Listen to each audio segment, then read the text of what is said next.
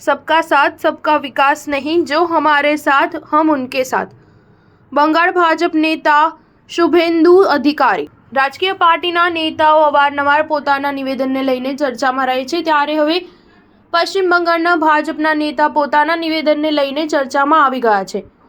ભાજપ નેતા શુભેન્દુ અધિકારીએ કહ્યું છે કે તમે બધા કહો છો કે સબકા સાથ સબકા વિકાસ, પરંતુ હવે આપણે આવું કહીશું નહીં। હવે આપણે કહીશું કે જે અમારી સાથે અમે તેમની સાથે। સબકા વિકાસ કહેવાનું બંધ કરો, લઘુમતી મોરચાની પણ જરૂર નથી।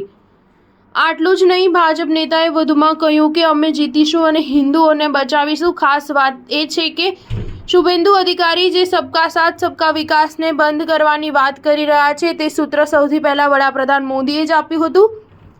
શુભેન્દુ અધિકારીએ એક કાર્યક્રમમાં જય શ્રી રામનો નારા લગાવતા કહ્યું કે સબકા સાથ સબકા વિકાસ બંધ કરો। એટલું જ નહીં, તેમણે લઘુમતી મોરચાને બંધ કરવાની વાત પણ કરી હતી।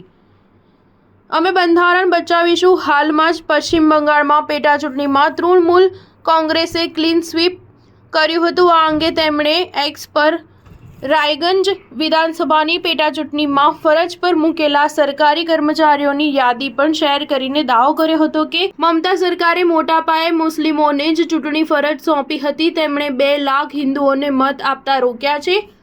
લોકસભા ચૂંટણીમાં પણ મમતા સરકારે 50 લાખ હિન્દુઓને મત આપવા દીધો ન હતો। આ ઉપરાંત ભાજપ નેતાએ પોતાના ભાષણમાં સ્પષ્ટ કર્યું હતું કે ભાજપ બંગાળમાં હિન્દુ મતોના ધ્રુવીકરણ તરફ કામ કરશે। બંગાળ ભાજપનું માનવું છે કે મુસ્લિમ મતદારોએ એકજૂથ થઈને લોકસભા ચૂંટણીમાં ટીએમસીને મત આપ્યો હતો, જ્યારે હિન્દુ મતદારો અલગ અલગ પક્ષોમાં વહેંચાઈ ગયા હતા। સ્ટાર ન્યૂઝ 7 હંમેશા સચ્ચાઈની સાથે।